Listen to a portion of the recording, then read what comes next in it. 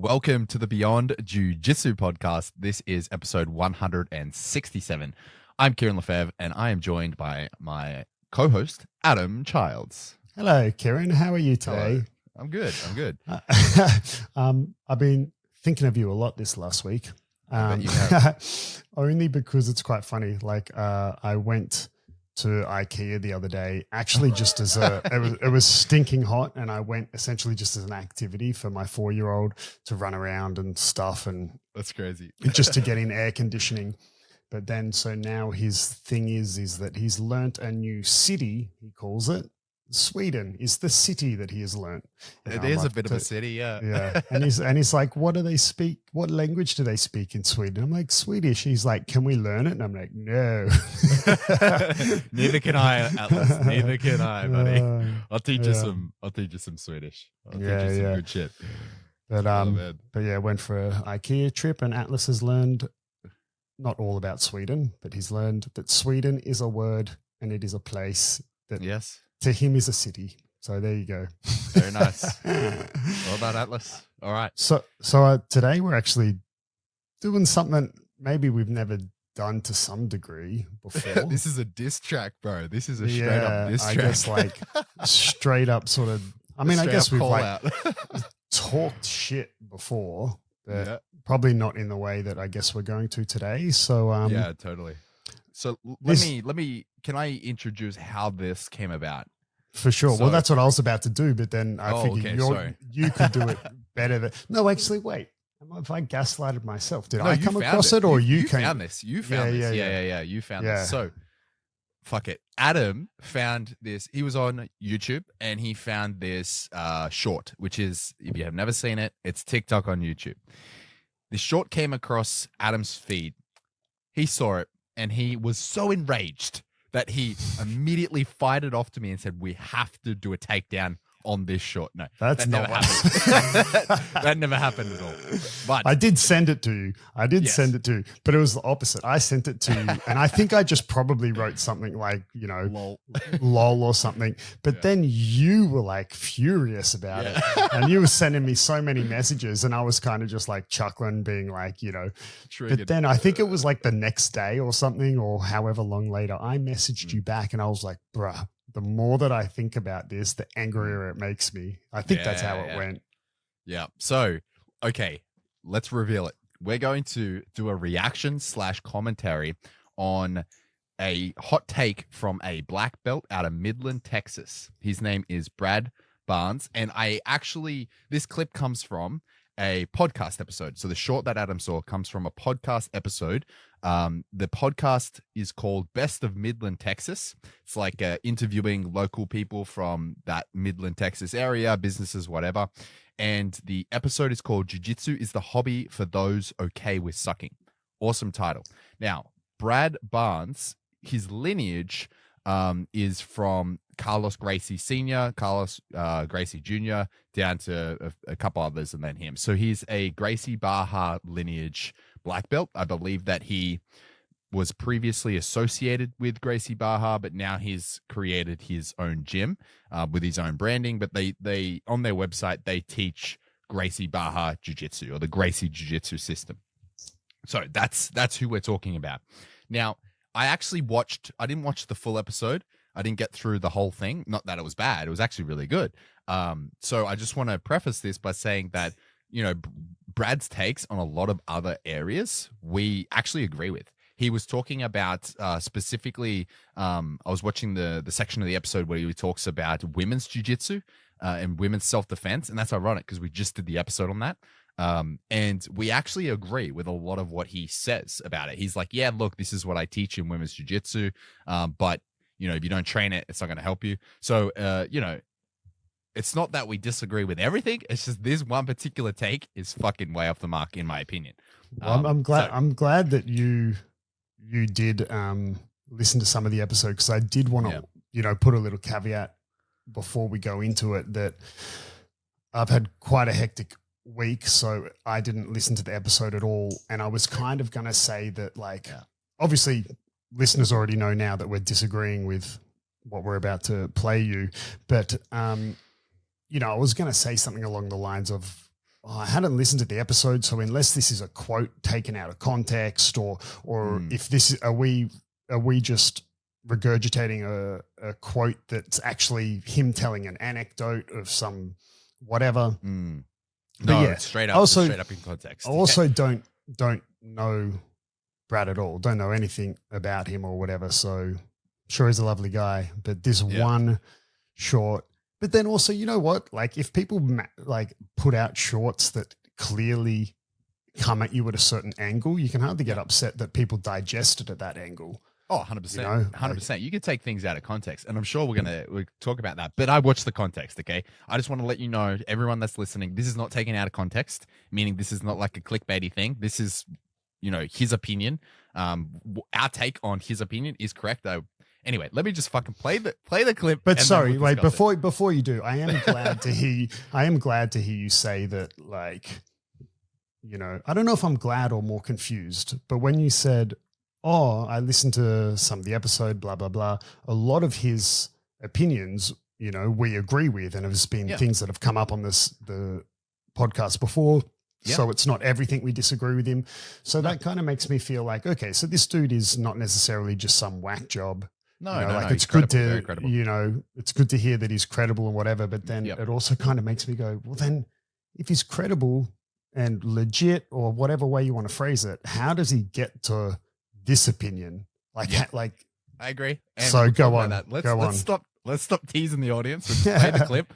Now, I am going to play the video of this, so I hope we don't get fucking copyrighted, because technically they can copyright strike us, but you'll know. And anyway, so do we have a backup if we get copyrighted? Do we have a backup to re-upload this without the?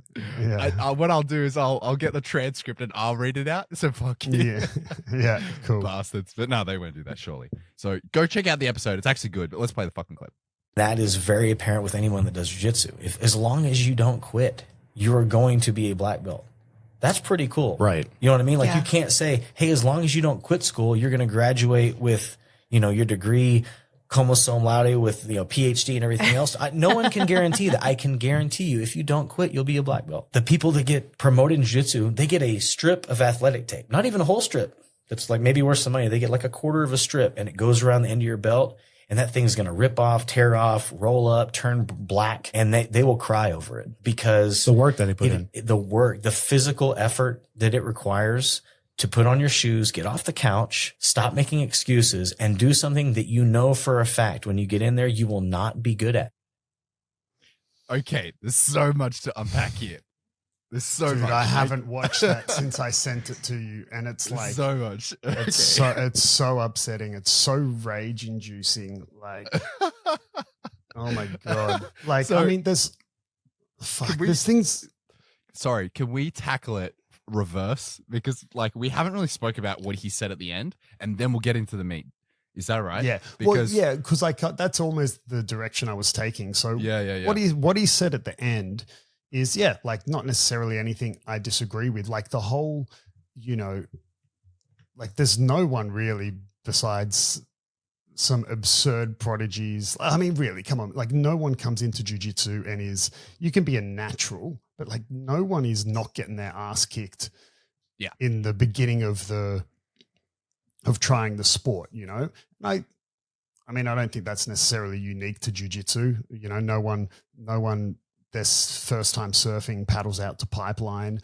It's not unique to jiu-jitsu, but it has a unique sensation about it, because you're kind of physically losing you're physically losing a fight on the regular by people who, prior to doing any sort of combat sport, you may think that you could beat up or whatever. And, there's a lot of losing for not understanding why you're losing. And I think maybe in the beginning it's this, you have to be okay with that you're going to suck. And it's a bit unique in the way you suck at jiu-jitsu, that's not for everyone. Mm-hmm. So totally I don't disagree with what he said there at all. Yeah, I think we're on the same page with that aspect. And I just want to touch on the whole thing about the stripes. Like, if you are crying over a fucking stripe, bro, Come on. Yeah. Come on, bro. Yeah. I mean, like, I think I think maybe he was, I'll come to his defense in this, in the sense that maybe he was just fleshing it out a bit. So he was a guest on the podcast episode, right? Yeah. So, maybe he's just driving his point home. Yeah, fleshing it out and exaggerating a little bit for the people who don't train jiu-jitsu and don't know anything about it. Like, I mean, how do you get through to them how significant that a piece of tape is significant, right? Or, I know for some people it has zero significance, but, for some people it has a lot. And for some people it's just like a pat on the back. But, people who don't train or haven't been exposed to a martial art with belt systems and whatever, they don't get it that it actually kind of means something. And look, if you're on your like purple or brown belt, say you're on your brown belt and you get your 4th stripe, right? That could be significant. It could take you like years to earn that stripe. So I get what he's saying there, but I'm just envisioning like the white belt getting their 2nd stripe and breaking down in tears, like the best day of their life. Yeah. I mean, to be honest, I've had a lot of people cry. Yeah. I mean, man, I've never come across someone upset when their stripe goes gray and falls off and whatever. Like, they just ask for another bit of tape, or they go buy it themselves and put it on. But no, I never replace mine. But I've definitely had multiple students get emotional, like when they get their 1st stripe, ever. It's like that sort of first.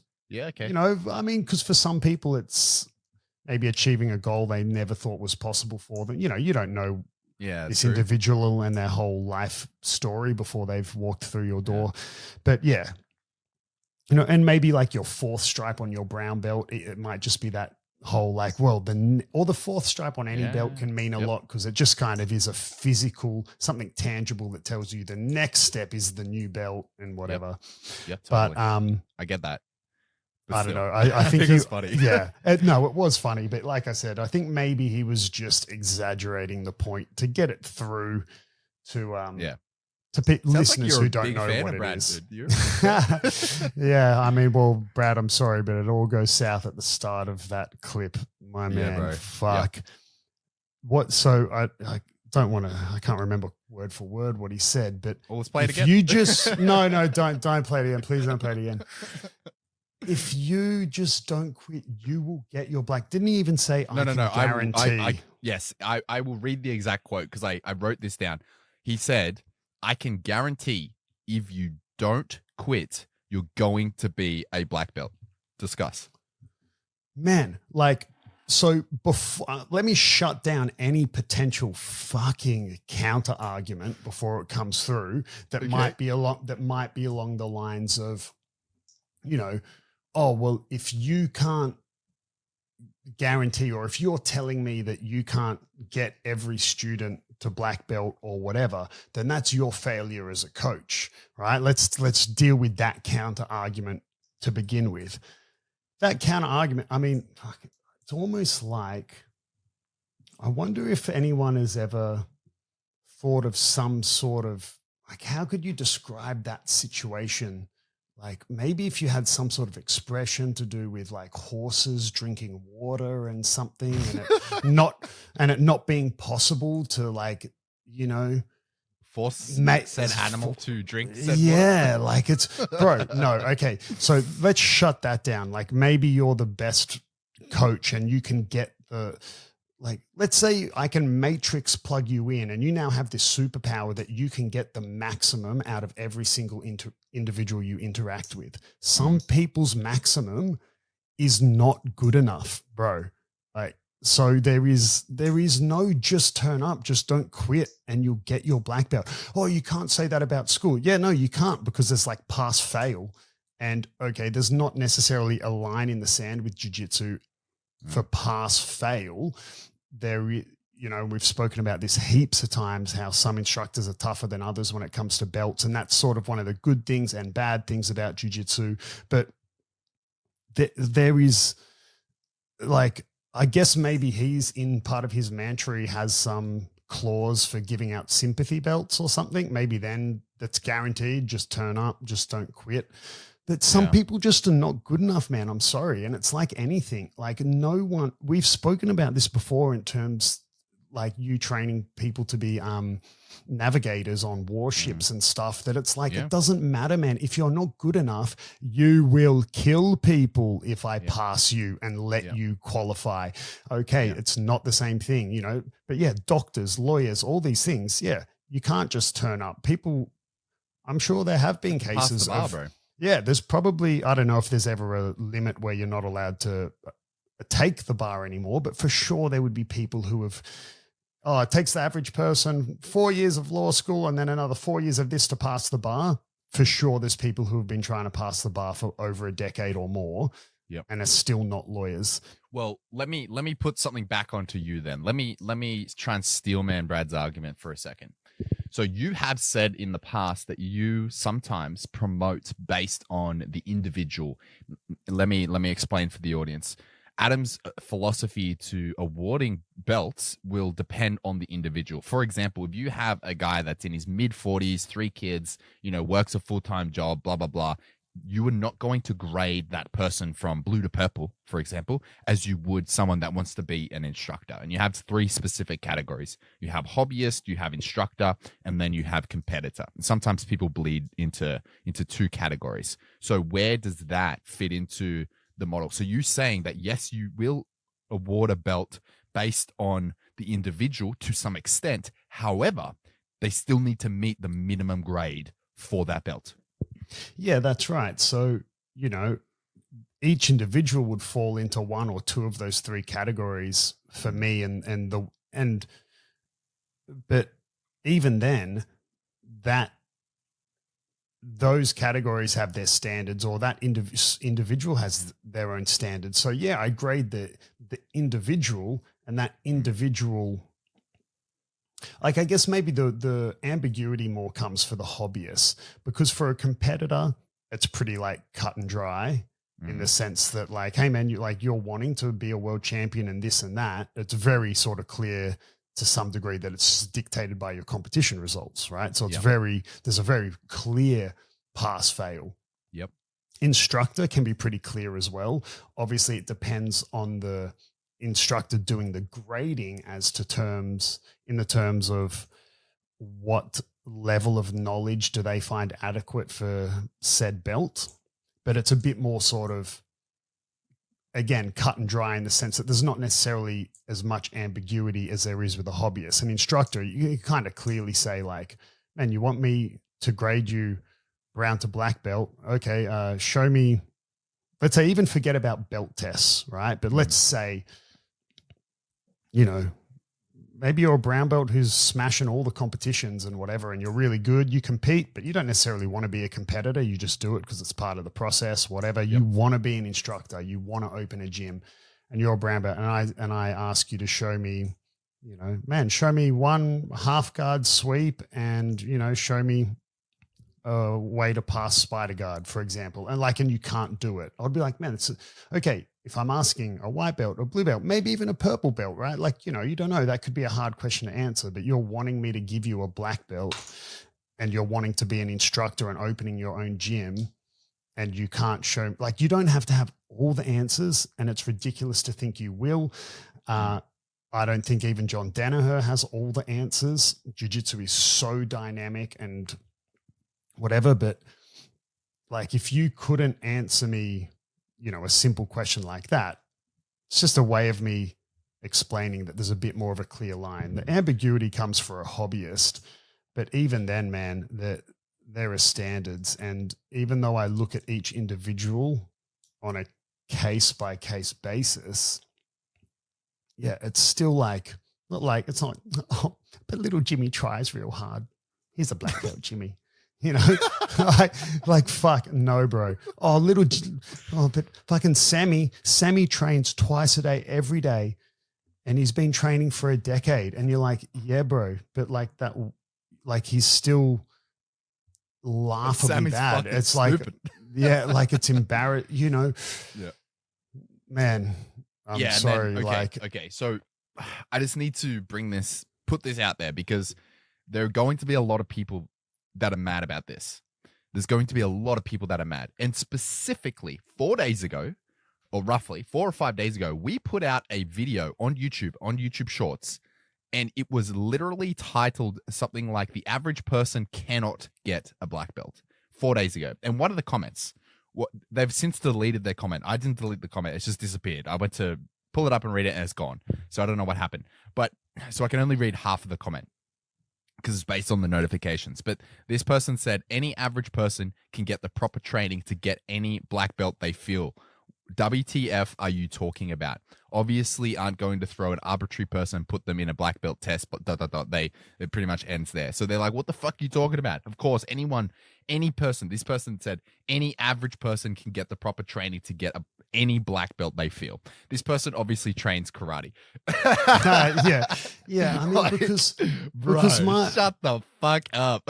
yeah, like it's kind of like it's, you know, imagine if there was like some other expression that someone had thought of to describe situations like this, you know, something along the lines of like, you know, when things are easy, like everyone does them or something. Yeah. You know, like that's like that was actually my reply. My response to this guy was, why aren't there more black belts then? yeah, like if it's easy, Where are all everyone these would black do it, belts, right? bro? Like, I mean, Oh, shit. so I know you don't like it when I do these arguments where I go way off the deep end and mega and to the mega extreme. But, you know, it's kind of, I know that if we go way back into a lot of episodes ago, I was unaware who David Goggins was, but I obviously know who he is now. Yes. And he appears in lots of content. I'm not talking about being David Goggins, but in my opinion, a lot of the motivation, the way David Goggins motivates, and again, I've never been to one of his talks. I haven't read his book, you know, like it's just from, you know, podcasts and YouTube Shorts and Instagram and whatever. But a lot of those little like sort of punchy 10, 20, 30-second things he says, like they're just, like he's not necessarily wrong. Like it's like that sort of motivation of like, man, anyone's capable of doing. Like if I can do it, you can do it. And it's like, yeah, but it's also no. Like the average person doesn't have the mental fortitude that, you know, whoever else starts. Like, you know, so you could make the argument, oh well, fuck, if this dude could run a marathon with, you know, his shin broken in half or whatever it was, like you don't have any broken bones in your body, you can physically do it. It's like, yeah, but like, I don't have the mental strength that not everyone has that, you know, you could take the same approach to, you would know this with dealing with hundreds of clients with weight loss. Like some people really like struggle with weight for years because they don't have, there's something in their brain that is stopping them from taking the correct steps or from committing and not just then like rubber banding back or whatever it is. And some people quite easily, you know, don't have an issue with it, or like some people, whatever, the same way that's like when people say to me, man, I don't even like the taste of chocolate. I'm like, I wish I didn't like the taste of chocolate. It'd be one huge problem removed from my life, you know, but you know, like not everyone has it in them. So when you say something like, oh, everyone's capable, or if I can do it, you can do it. It's like, yeah, I mean, that's all great motivational stuff, but not everyone is capable, bro. Okay, so that's really interesting that you bring up these motivational clips, because this is actually something Brad says, and you essentially just paraphrased one of his exact arguments in the episode, which is crazy to me, because in the episode, the original podcast episode that we're talking about, Brad says the same thing, that a lot of people can watch David Goggins, can post a motivational clip from Cam Hanes or from Joe Rogan, put it on their Instagram and go to the gym or whatever. But those same people start jiu-jitsu and it's too hard and they quit. He said like pretty much exactly what you're saying. That is exactly what Brad's argument. You guys agree, like 100%. Yeah, but then so I mean, it just makes him sound more stupid because he's countering his own. He's countering his own point. So like, no, but he's saying, okay, let me steel man his argument here. I want to see how you react to this. So yes, you both agree that the motivational thing, not everyone has the motivation, but that's not what he's saying. He's saying that the people that don't quit, that have the motivation, have the intrinsic motivation to continue pushing through the suck, they will eventually get a black belt. If you do not quit, No, if you have the that's mental like, fortitude to not quit, you will. No. I quote, I guarantee that you'll be a black belt. Thoughts? No. So yeah, like, I mean, what I said and what he's saying is correct in the sense that, yeah, a lot of people quit or whatever, but that's not the same as me saying, if you don't quit, you'll get a black belt. Like, it's, you know, there's a lot of people who whatever, like if there's a lot of people who join a get a new gym membership, you know, in January, you know, January 1st, they join whatever gym, it's their New Year's resolution. And how many of those like then continue to, you know, because they've got a goal of whether it's getting their summer body or losing weight or getting a 6-pack or whatever it is. It's very well known that that happens in the fitness industry, right? That come January, a lot of people have New Year's resolutions that they want to, something related to exercise, whatever. I don't know what the percentage would be of the people who like then continue achieve that goal and working out becomes a part of their life. Right. Go on. So I've seen research on this, and you can expand it through a whole year period about how many people have a gym membership that actually show up, and it's less than 10%. Okay. So then let's go to what Brad was saying, those who just don't quit and whatever. Let's say your goal was to get the 6-pack. How many of those 10% do you reckon then like achieve that? Like, let's say not even a 6-pack, because I think depending on your genetics and the individual, maybe a 6-pack isn't a great thing. Let's just say achieve their fitness goal. Because I would, whatever that is. Yeah. But I would say achieving your rudimentary fitness goal is more difficult than, is easier than getting a black belt. So I don't know, definitely. Like I'm trying to draw a parallel with what would like someone who wants to look better and put on some muscle or whatever, what would be the bodybuilding equivalent to getting a black belt? Like how many people you reckon of that 10%, how many people who getting then go on and like to IBJ, yeah, right. Exactly. Okay. That's right. Getting a pro card. I've seen fitness influencers who, to the uneducated in bodybuilding like me, look hella good, right? Hella good. And they still have not qualified and gotten their pro card. Right. And these dudes have been lifting for 15, 20 years, doing bulk cut for over a decade and still don't have their pro card. And maybe they will, right? But maybe they won't. You know, like, man, you can't just keep turning up and thinking you're going to, I mean, he's not wrong in the sense that it is definitely a prerequisite to get your black belt. I mean, you ain't getting it if you stop turning up. So I'll give him that. But let me just throw some gasoline onto the fire then. Do you think that this opinion, this Gracie Barra style opinion, that's his lineage? I'm not shitting on Gracie Barra. Do you think sort of do you think this is watering down BJJ? Yeah, for sure. I mean, but there's a natural watering down of the sport that I've mentioned before that is unfortunate, but you can't do anything about it. It just comes with the growth of the sport. You kind of can't have growth without dilution. And for those who aren't familiar to the story I've given multiple times, back in the day when it was my coach's coach, Shakade, who was, you know, training with Holes Gracie and Carl Lawson, like the OG Gracie family and everything, there was only like one belt a year given out. It was like for the main competition in Rio, and you had to win that comp to get your belt. So you won it at white belt, you got your blue. You had to, you know, so there was only one belt a year, of one of each belts a year given out. But then, you know, if that still remained to today, like, yeah, you could argue that the quality of the people wearing black belts would be off the chart, but you could also, we definitely wouldn't have the sport we know today. We wouldn't have, you know, the sport wouldn't have grown the way it's grown. Mm. So some watering down just naturally comes with the growth of the sport, but yeah, to that extent, I just don't get it, man. And it's been a conversation even when I was a white belt. Even when I was a white belt, it came up with other training partners of mine that some people are more credible than others due to who they got their black belt from or whatever.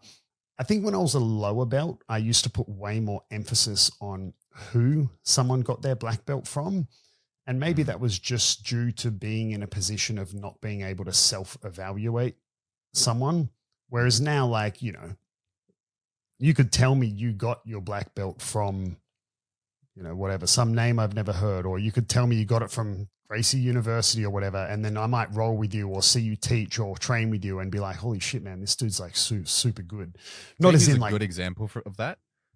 Jordan Pressinger. Yeah, right. He's 100%. a perfect example. Like, no offense to his coaches, but he wasn't really coached, air quote, coached by them. He, like, you know, checked into the gym, I think once a week or something like that, or maybe a couple times a month. I can't remember exactly the frequency, but he was essentially self-taught from Jordan to fucking black belt, and he is super legit. He's a great example. So he's someone that if you just went off his, you know, off the lineage or whatever, or you would assume he's terrible and doesn't know what he's doing. But not only does he have an incredible technical knowledge, he's super tough as well.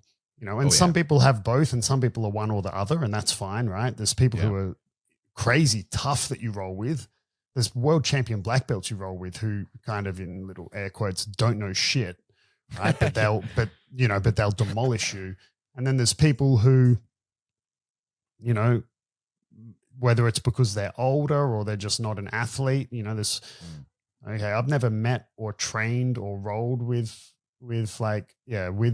someone like John Danaher, but you definitely don't look at him and think he's an athlete or whatever, but like, you're being more on to question his technical knowledge. Yeah. And then obviously some people have both. Like if you've seen Gordon Ryan instructionals, right? They're crazy packed full of an insane amount of knowledge and obviously currently the best grappler.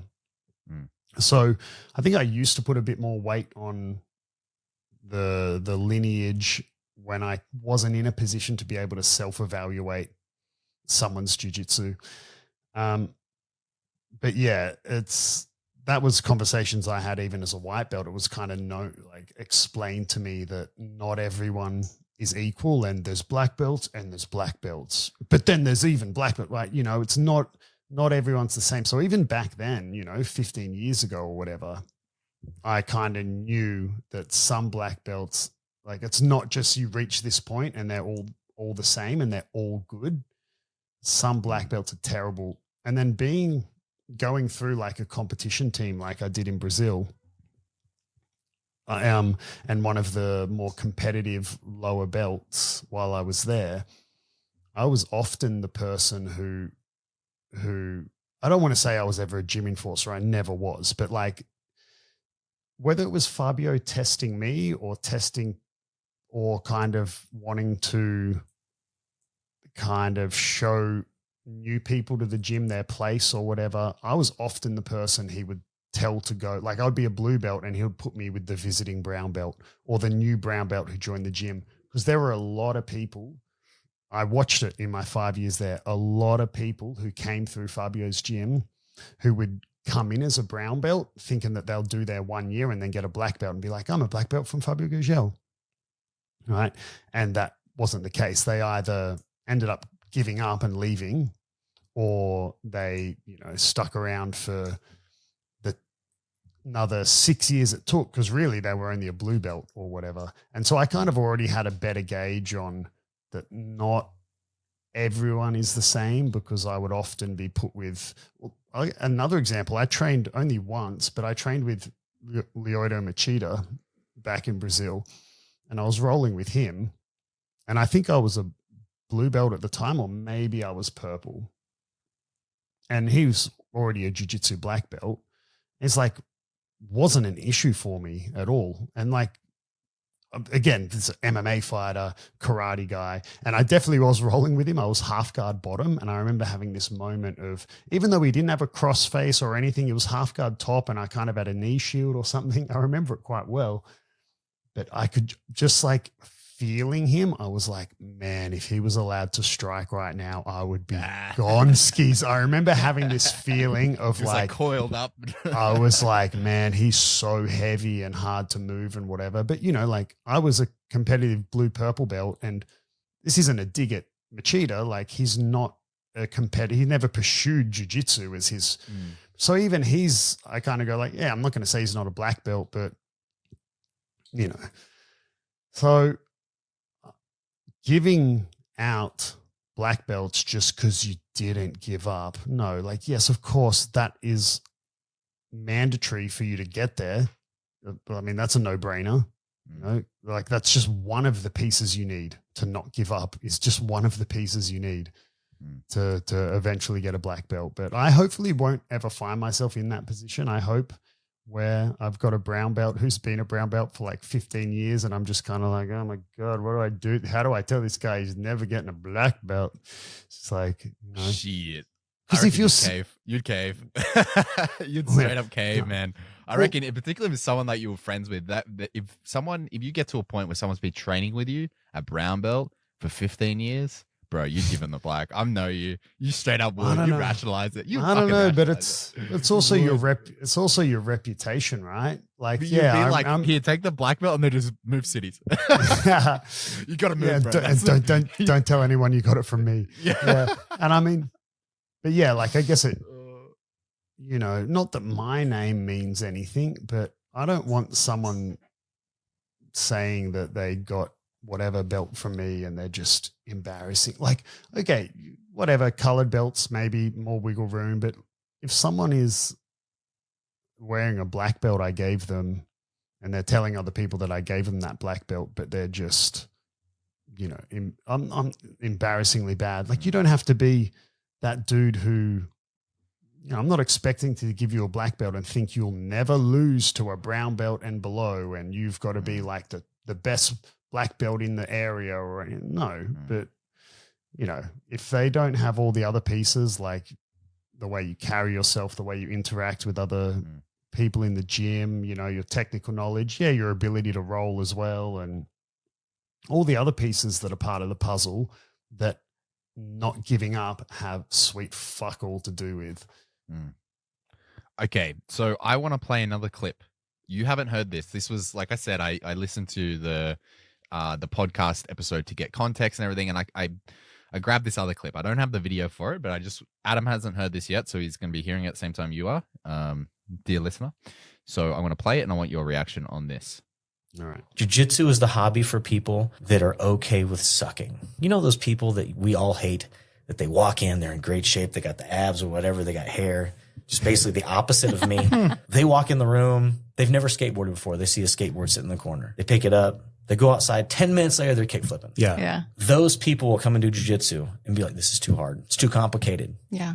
It's too complicated. Why? Because I can't athlete out of it is what they want to say, but they can't say that because they don't want to admit that maybe being a superior athlete isn't always going to be the answer to every problem in my life. So you have to learn how to problem solve. And that's what jiu-jitsu does. It makes people be better physically, makes them be better mentally, and makes them be better, like I would say, on a emotional level. You know, I would like to introduce Brad to Eric. Yeah.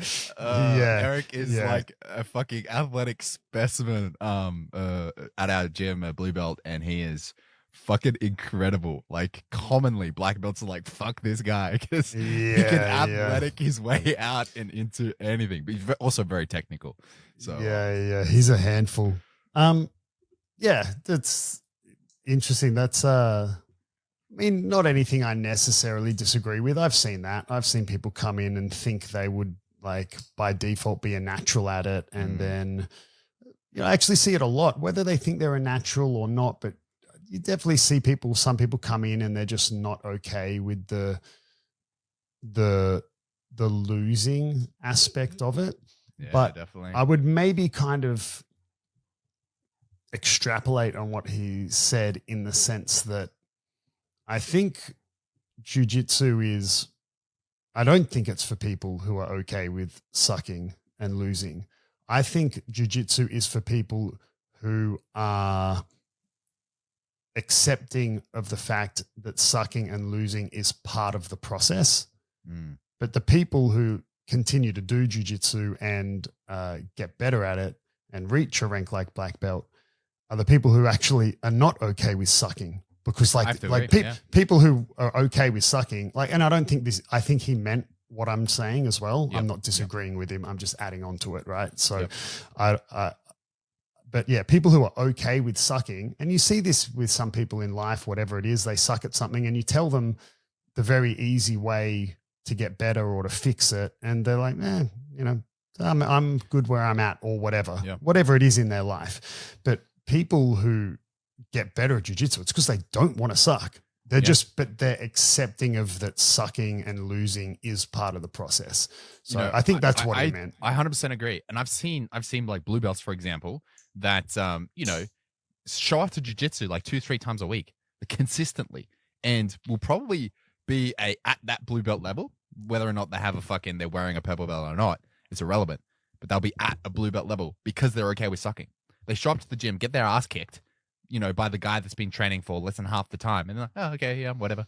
I just move on. And it's not because of the age, weight, or anything. It's just because, they don't care. They don't give a shit. I mean, that's actually a perfect way to sort of, double down on how the not giving up is not all it takes to get your black belt, because some people never give up. Like they're that blue belt, purple belt, whatever. They train 2-3 times a week, every week, but they don't care. They don't care if they get tapped by a white belt or blue belt. So they don't dedicate themselves. And then you have the people who lose sleep over how that training partner scored an advantage on them. Yep. And they can't figure out why. And they're asking questions and they're replaying it in their head because they're not okay with sucking. And again, I'm reinforcing what he said. I think that's what he meant. It's a very interesting way of phrasing it. I think in the very beginning, of course, you have to be air quote okay with, you have to accept it. I think that's the phrasing. I think it's the phrasing that is getting me tripped up mentally with him saying like, it's for people that are okay with sucking. That's a mantra that's repeated a lot, but like you've been saying and we're alluding to, I don't think that's true. I think it's for people that can accept that they're going to get smashed and put up with it for as long as it takes for them to come through. Like I still remember very vividly because it was one of the most life-changing experiences I've had, or like that period of time when I was a beginner white belt. I'm talking like the first 3 months, because that period for the first 3 months, I was fucking obsessed, but I wasn't okay with, I didn't show up to jiu-jitsu and be like, oh, it's good. I'm okay with, losing.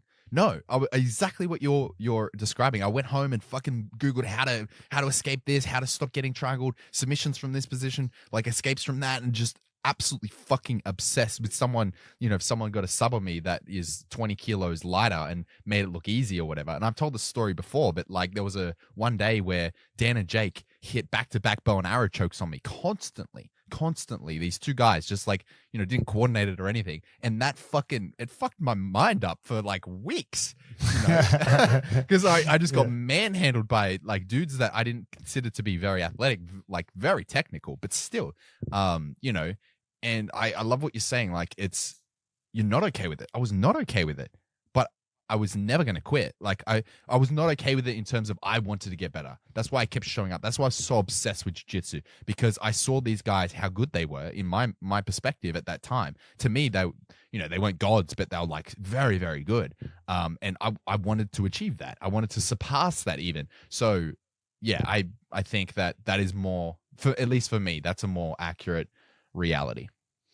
Yeah. And I mean, honestly, I think in any sport anything really that has where you draw a line that says you've reached this certain level of competency, all right, or qualification or whatever it is.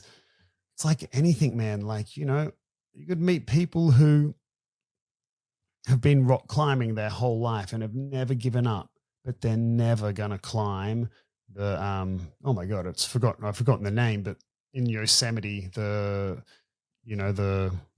big rock, super famous, that Alex Honnold free soloed. El Cap.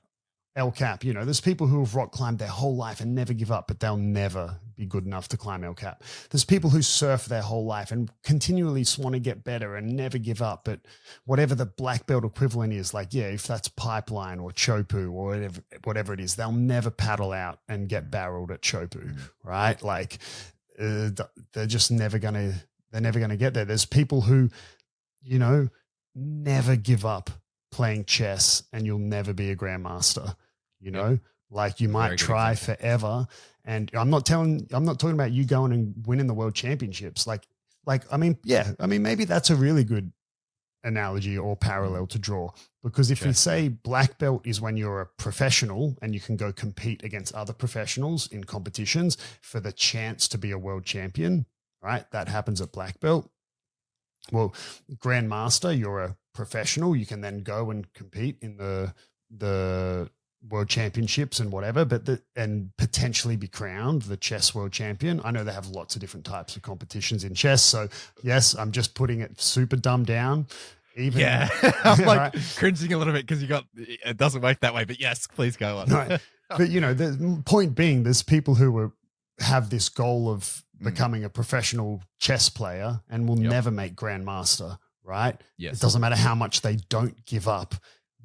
I would even say, just for the chess aficionados out there, that we can reduce that grandmaster title just to getting master, achieving the title of master, whether it be national master, international master, even just getting NM, national master, we could even just put that level at black belt, because like I would say that grandmaster would be the equivalent of, being a very competitive black belt, because how you're talking about there's skill within skill. Yeah. Sorry, yeah. I'll stop derailing the analogy, but yes, sorry. Well, and then for the video gamers out there, I didn't give up for a long time at playing competitive Overwatch, and I never made it to Masters, right? I didn't even make it to Diamond, my friend. So for the people who know what I'm talking about, like, it's because you fucking rage too much. Too toxic, bro. Maybe I gave up too soon. Maybe I was gonna get there if I just didn't give up.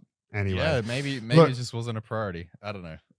Anyway, look, I mean, I don't know. Maybe there's more to the story, whatever. But that one particular point was rather infuriating to me. I think that I don't care how you spin it, putting that sentence together, saying if you don't give up, just keep showing up, I can guarantee you'll get your black belt, is so removed from the truth, and is offensive to people who have, like, not to people, but like, it's just offensive to how difficult it can actually be. I'm not saying it's the most difficult thing in the world. Like, there's things harder than getting a black belt in jiu-jitsu, but like it is, like I said, lead a horse to water, can't make it drink. If it were easy, everyone would do it. Like, man, no. Anyway, I do not have a something interesting, guys. We're moving straight on to something interesting. I do not have one, but Kieren's got a doubly something interesting, so I'm told. Well, I mean, it's something relevant, we can say. Did you, and I know the answer to this, but did you watch the IBJJF European 2024 Championships?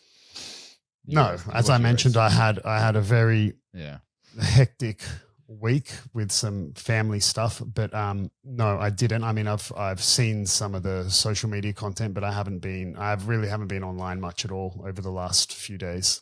Well, it was held in France and it finished a few days ago at the time of recording, so about a week ago by the time you listen to this. But this something interesting is not just that it was on. This was inspired by a comment made by a client of mine who I just so happened to be watching a bit of the Euros. It was streaming on YouTube. Flow Grappling was streaming it. And then I had a consultation, and then we were talking about it. And this person is from France and has been watching it. And he said something that I found interesting, that the vast majority of people competing in Euros were not European at all. And most of them were Brazilian. And it just triggered like a moment that what does Euros actually mean? It's the European Championships, but hazard a guess how many Europeans, this is for male black belt divisions, from Rooster all the way up to the open weight. How many Europeans won? How many won? How many Europeans won any of the divisions from male black belt? I would say either none or one. Correct. One. Yeah. So shout out to Adam Wazinski. Yeah. Wazinski from Checkmat, who won the male black belt heavy. So you already knew that he won. Yeah. No, I didn't. But I mean, I'm like, if any European is winning, it's him. Yeah. I mean, and everyone else was Brazilian except one guy from the USA. Sorry. Yeah, I think the Europeans, it's just that it's held in Europe somewhere, really. I mean, most of, the Pan Ams are won by Brazilians, and, the Worlds are mostly won by Brazilians. So most of the big gi competitions are still won predominantly by Brazilians, and, and then next in line would be Americans. Yeah. But I also wanted to bring up, there's an additional something interesting out of this. And hey, by the way, just to clarify, I don't have any problem with Europeans being open to everyone. I think it just makes the competition better. It elevates the sport. I just thought it was funny.